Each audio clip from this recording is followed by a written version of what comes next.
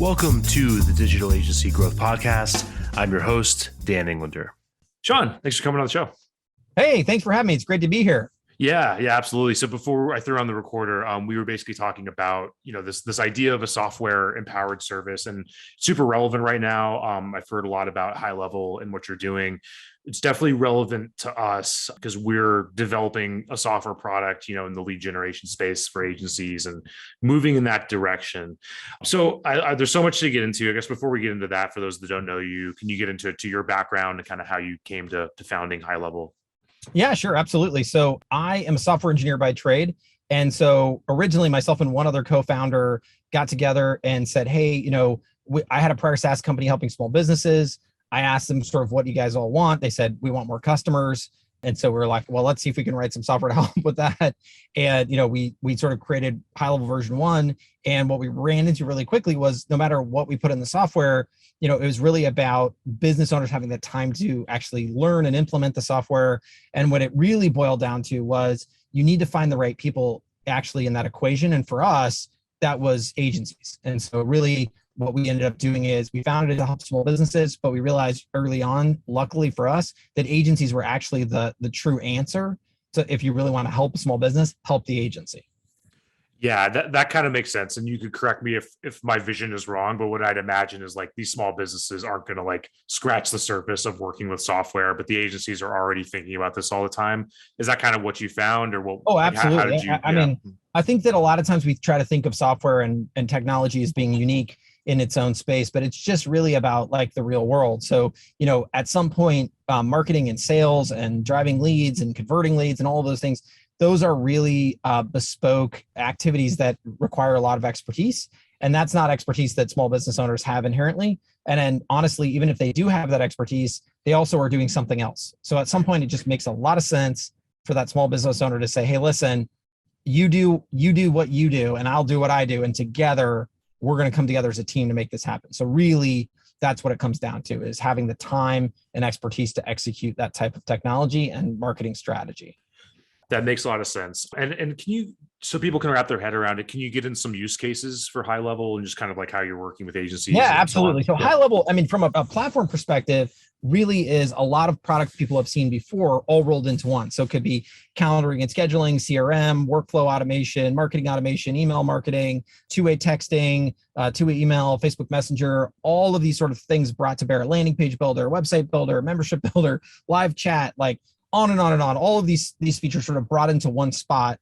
First, because we wanted to say, hey, listen, as an agency, are you buying 6 or 7 different products, stringing them together with Zapier? If so, we can replace all of that in one spot. And then from there, once we've helped the agency replace their tech stack, it's, hey, what tech stack is your small business owner using? And how can we replicate that and replace that? So as an agency, you're able to go out to that small business owner and then now help them replace their tech stack, but also bring your services on top of it to create a lot more value for your client, lower churn, and really help your agency create more revenue by also being able to sell the software on an ongoing, recurring monthly basis. Yeah, that makes a lot of sense. So is it fair to say that people are coming for their internal efficiencies and the back of house stuff, but then they're staying for the front of house? Or how would you? Well, I mean, we would love it if it was the other way around, but yeah, we always sort of say, sell them what they want, give them what they need. So, every agency I ever talk to, I never say, oh, have you heard of this idea of SaaS? And I really think you should be bringing technology to the plate and I'd love to start there. But unfortunately, I have to start with, hey, those 7 things you buy? Well, guess what? We put them all in one. And that really speaks to most agencies. And then once we kind of get them in the tent, then it's like, oh, and by the way, here's the bigger picture, the thing that'll actually make you way more money, allow you to be more scalable, create a lot more durability in your business, lower your churn rates, all of those things. So it's really this 2-step motion that we go through. So yeah, it's always that pitch first. Yeah, that makes sense. And to kind of bring this down to earth for what we're up against, we've been building a software product related to outreach, basically getting meetings and sales engagement and that kind of thing. Yeah.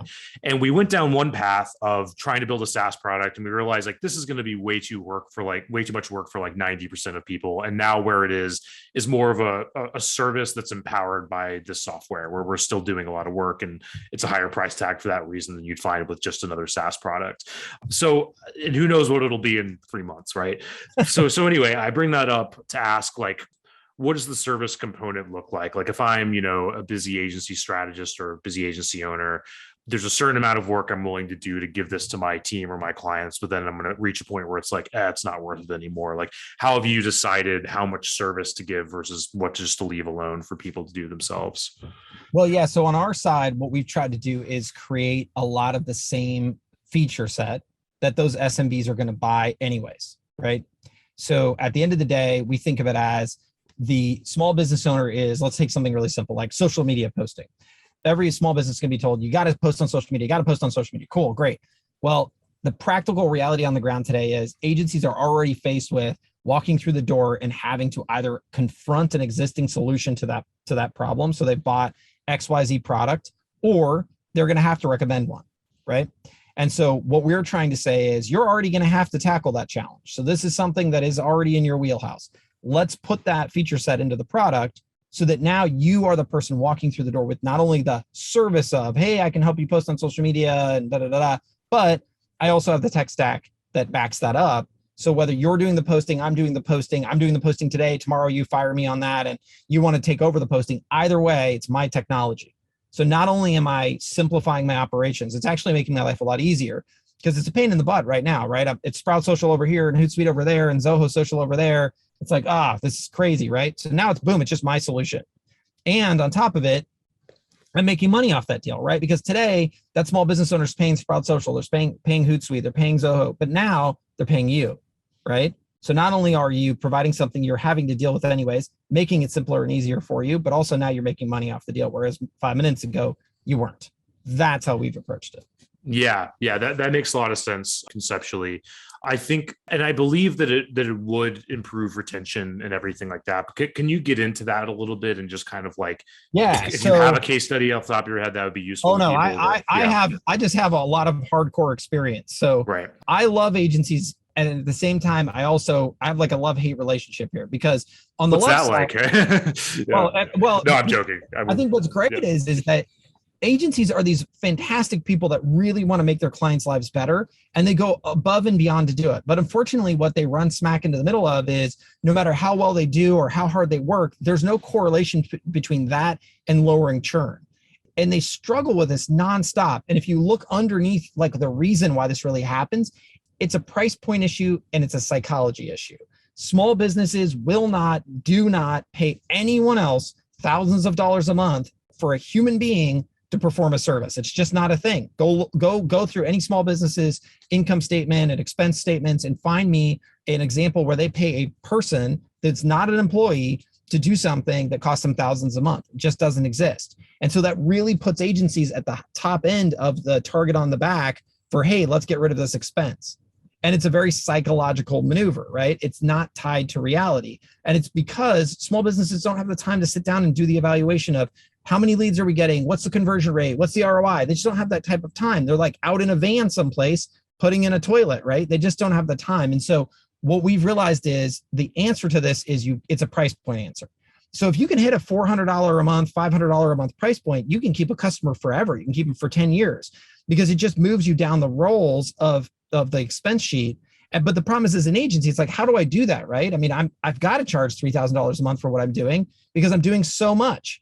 Well, this is where software is so key. If you look at a small business and you say, what do they pay for month in and month out and keep forever? It's software, right? It's not service. So the services can come and the services can go, but as an agency, you create this durability around the recurring revenue of the software, and you become a millionaire overnight because you have this beautiful recurring revenue stream that if you get hit by a bus tomorrow, or God forbid, want to go on vacation, that money still keeps coming in because it's technology powering the revenue, not you powering the revenue. Right. So just to dig into that a little bit more for agencies that might be considering it. For one, I want to talk about the small business distinction, right? Because we have listeners that work with small businesses. We have others that might go after mid-market or enterprise. Sure. What's the difference if somebody wanted to use this for enterprise as opposed to small business? I mean, from an enterprise perspective, it's a pure technology play. So you're going in and you're saying, look, I have all this expertise on the service side. I'm going to use this tool to create this outcome for you. And the positive part about enterprise is that they oftentimes have internal teams that can really take the time to learn and go along with it and really understand the outcomes and all of that. So that's where like the attribution reporting is really important. We have a lot of information in there that allows the agency to show the ROI that they're generating down to the ads that they're running or down to the leads that they're generating or lead sources. So there's a lot of that stuff, which plays great on an enterprise side. Oftentimes on an enterprise side, it actually just becomes a tool the agency uses, because a lot of times enterprises are going to have some crazy big system like a Salesforce or something where we're not saying go in and try to make a enterprise buy the product every month, right? It's really a retention mechanism at that level. But now mid-market and small business, it's totally a technology play, because most of those people think about mid-market. They may have some systems, but again, they're not experts in sales and marketing. They're not going to have the MarTech stack perfectly outlined. And so I think there's a huge opportunity there to double dip. So it's the services, but you start getting into, I don't have time to really review these results. You're like, that's cool. Let's sell you the tech because you need it anyways. So it becomes this sort of SMB MRR play that's just a SaaS play. Yeah, that makes a lot of sense. So you're essentially creating something that just hadn't existed before in that clean of a way versus like an enterprise thing. They're drowning in tools. Yeah, exactly. Yeah. Well, on the SMB side, we're creating something that has existed before, except the way it used to work is as an agency, if you've done this, you've done this 100 times. It's like, okay, I'm going to provide XYZ service. I need you to go buy XYZ products first so I can do the service. But what you've done, right, is you've effectively just now given money to a software company who owes you nothing, doesn't know you, isn't going to help you, support you, stand behind you. So then if you have ever lost a client, what you would also know is you lose the client, but they don't often quit the software, right? So imagine if you can be both. And that's the idea here, is it creates the ability for you as an agency to create revenue around selling your software, your platform, and you have real ownership in this. You have real identity in this. And so now if they leave you on the services, that's great. They can do that, but they're going to continue to pay you every month on the software. Yeah, that makes a lot of sense. One thing I'd love for you to talk about is how can you use the software that you're giving to clients to encourage the right behaviors and actually get clients to do the things that they should do. I think that's been one of our biggest challenges. It's not so much the tools, it's actually like the habits and the time and all this sort of thing. So. And I would say, again, going back to like the small business not having the time, right? So tools, this is why agencies are so key, right? So tools, you can buy tools from lots of people. It's like saying, you can go to Home Depot and buy screwdrivers and hammers and saws and stuff. But, like if I do that, I'm going to just like, whack my thumb with the hammer and I'm done. But some other person like going to build a house, right? It's all about expertise. And so what agencies do so well, and this is why we white label the software. We encourage white labeling. We want white labeling. We don't want clients to know HighLevel exists. We want it to be your software, not our software, because the agency can also then come in and put all the assets in place.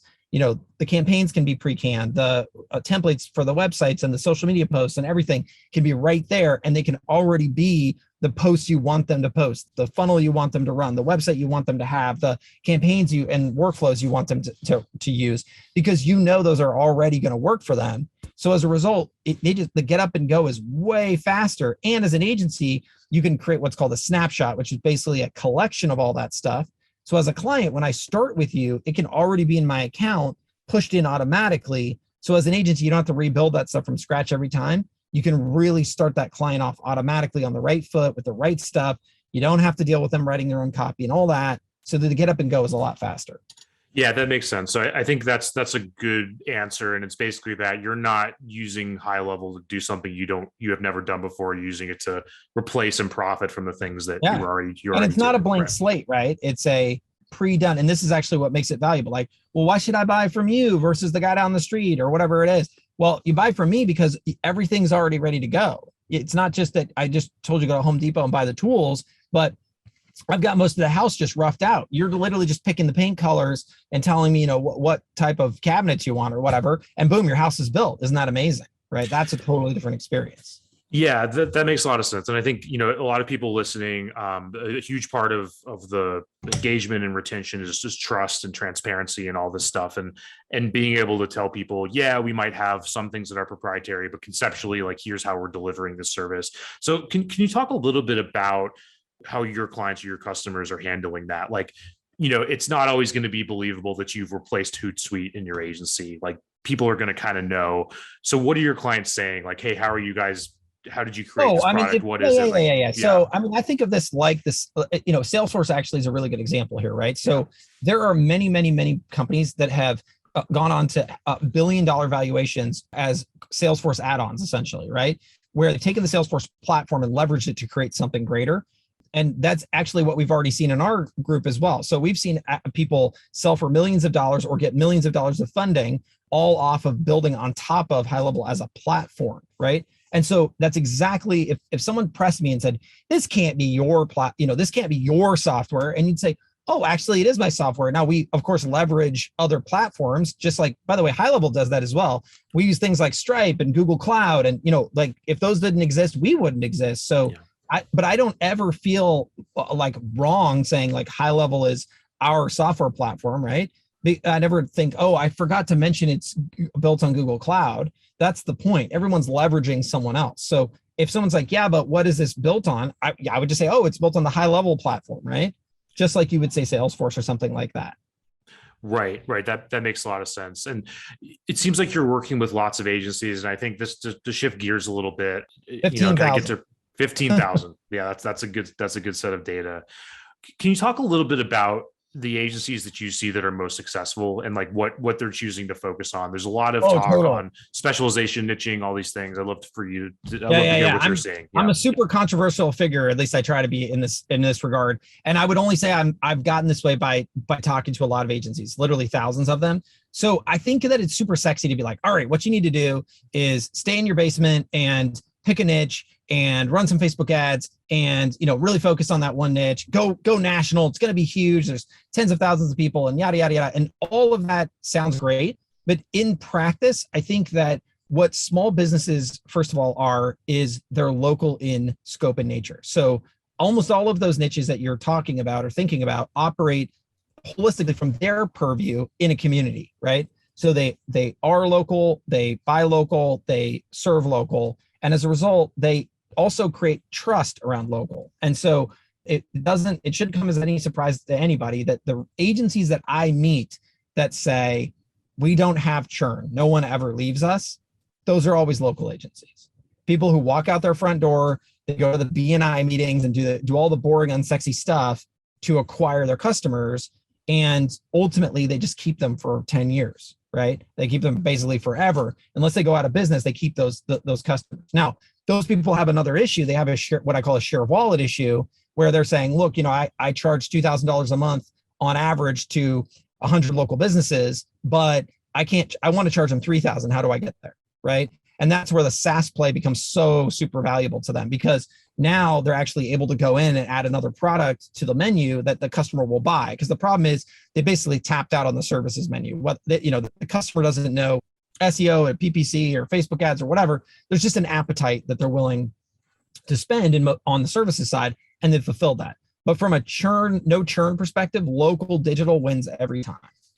Yeah, that is super interesting and controversial for sure. And so is that, but I could see that because there's just so much more trust, and that's really, we talk about that all the time, which is the scarce resource for everyone is really that trust. So if you're a local plumber, it doesn't matter what you read online about somebody, being Absolutely. able to know they're in your backyard is the most important thing. So Absolutely. I buy that. If you look at companies that dominate those niches, they almost all have local presences. So like, the local plumber does not go on Amazon plumbing supplies.com and buy their plumbing stuff.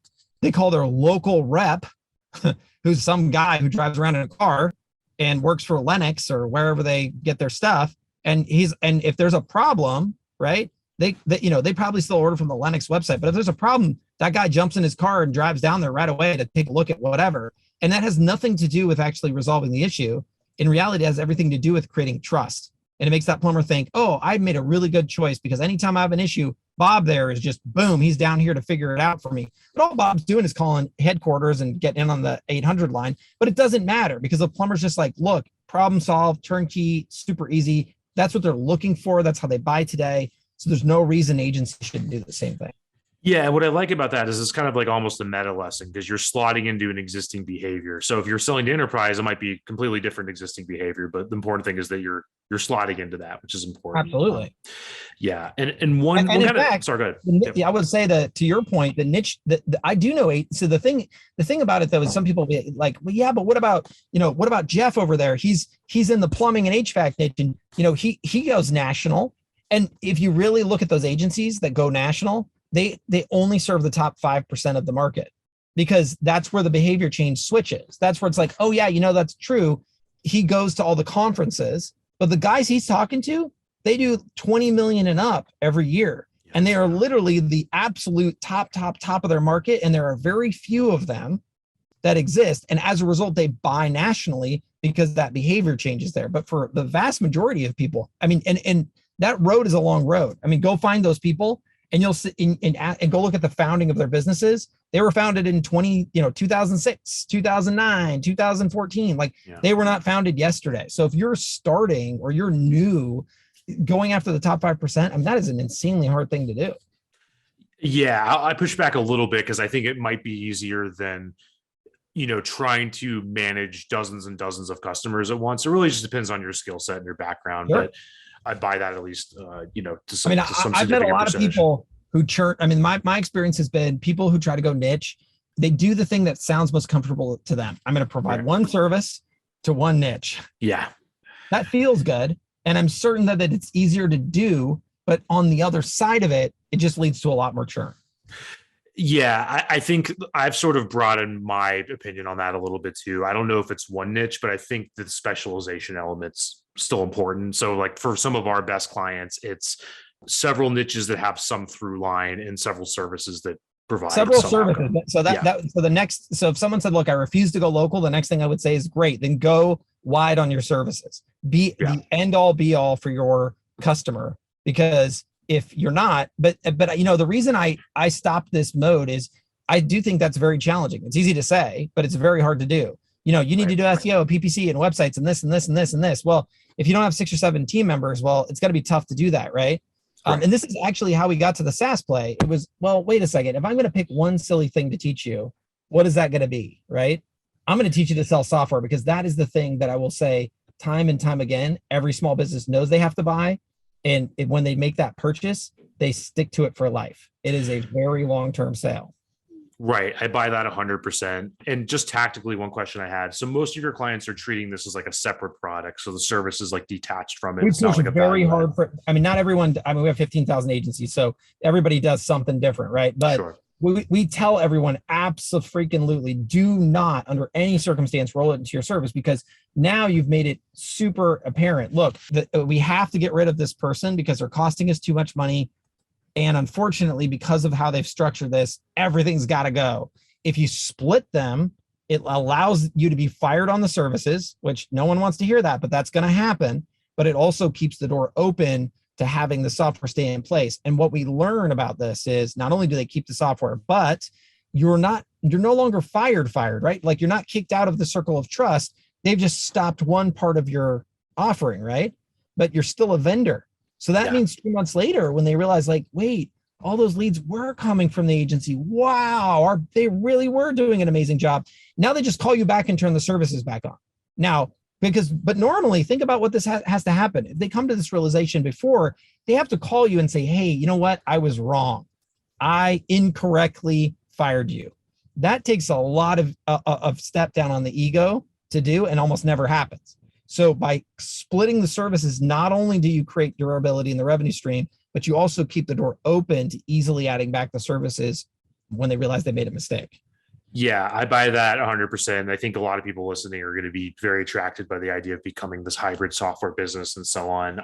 But I want to give you a hypothetical, that you've probably thought about before. And let's say I'm a successful agency. I'm local. I'm in Eugene, Oregon. Let's say where you are. I have 50 plumbers, let's say, as a business. I'm in the 7-figure range, and I build some software products with HighLevel. That becomes the biggest part of my revenue, or at least like a sizable chunk. I'm a few years into this, and I'm sitting up at night looking at the ceiling fan. I'm like, man, what if HighLevel gets acquired? What if they change up their policies? We really don't own the software. We're licensing it. Or maybe I'm wrong. Maybe that's you've dealt with that, but I'd love to just hear like, how are you Oh putting that yeah, person no, at ease? absolutely. So Yeah. first of all, the biggest thing is this is all we do. It's inherent in our model. It's baked into our licensing agreement. It's absolutely how we've gotten here. This is all we do. Like, this is really important to understand. There's not a single software company out here that does this. I mean, so, while there's inherent risks in all businesses, right? There's an inherent risk in the services you provide. I hate to break it to you, but all of you rely on Google and Facebook and TikTok. And the second they change their rules, as many Facebook marketers have recently come to understand, you're out of luck, right? So the answer is, inherently there's risk in all business. So that's just part of the deal. But from our perspective, all we do is work with agencies. We don't sell to end businesses, right? And so if anybody's going to stay in there for the long term, it's going to be us when it comes to you, right? And ultimately, all these other software companies you're already recommending, you're not getting paid anything. They don't owe you anything. They can change their policies at any time. And so as a result, I would just say that at the end of the day, this is our mission. This is why we were founded. This is how we've run our business now for 4 or 5 years since inception, and how we continue to run our business. We'll continue to run our business. We have zero changes on the horizon. And the great news is I've already seen this play through with other agencies. I've seen people raise millions off this. I've seen people exit their agencies for a significantly higher multiple than they were otherwise going to get. Because at the end of the day, investors, when they look at these deals, their question is, do you have a licensing agreement with these folks, which everybody who signs up does? And is there revenue? Is there customer base? And what is that customer base buying? And when they find out that it's recurring software revenue, they're much, much happier to pay a 10x multiple versus a 2x multiple when they think they're buying just a service business. Yep, all that makes sense. Awesome, Shaun. So kind of getting towards the end of our time, one question I've been asking people lately with all the goings on in the world is, what are you optimistic about? Oh, I'm super optimistic about adoption of SMB SaaS technology. I mean, I think that I'm a software engineer. So, for 20 years, it's been a foregone conclusion to me that people were going to use software and adopt it to their businesses. And they were going to, small businesses would do things like let you schedule online. But, it's taken a while, right? But what's, COVID, for every horrifying thing it brought us, one of the positives was it very much made it clear to small businesses, it's tech or bust, right? And so I think the adoption curve on tech has gone way up. And actually, if you go look at Google Trends right now and you search digital marketing agency, digital marketing has become something that small businesses now know they need to do. And they're looking for digital marketing agencies more than they ever have been before. So if I had to choose a time in history to be a digital marketing agency, today would be my day. Like, this is where more people are searching for me than ever before.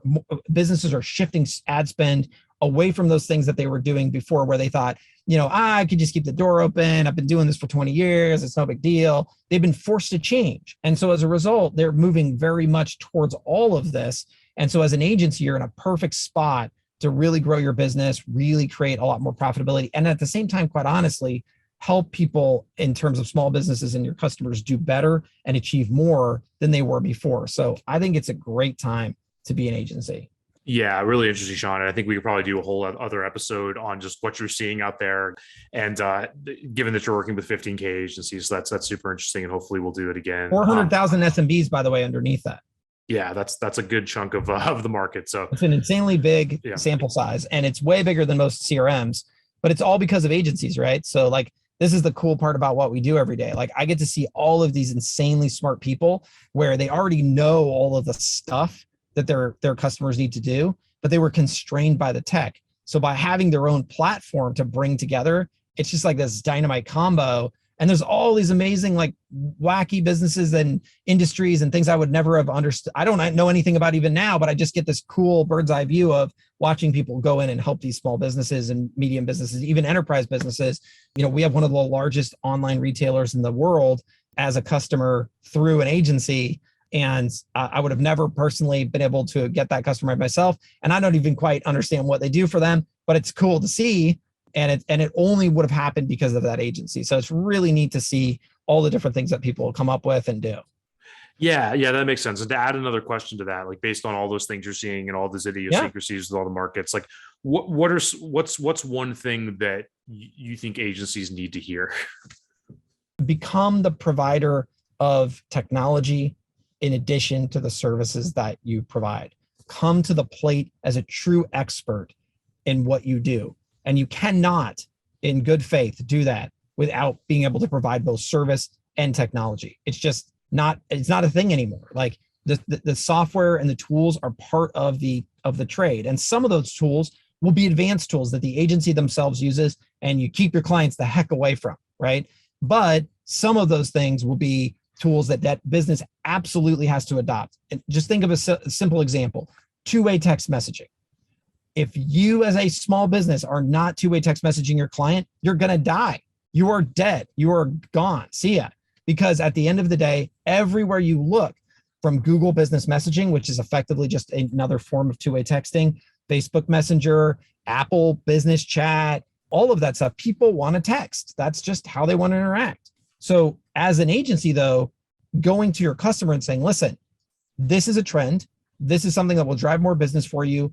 You can do more automation around it, all of these benefits. Oh, and by the way, I have that solution right here ready to go. That's how you create an amazing agency. That's how you create a lot of value. Just telling someone, look, you really ought to be texting. All right, good luck with that. Bye. Like that sucks. That's a terrible thing to do.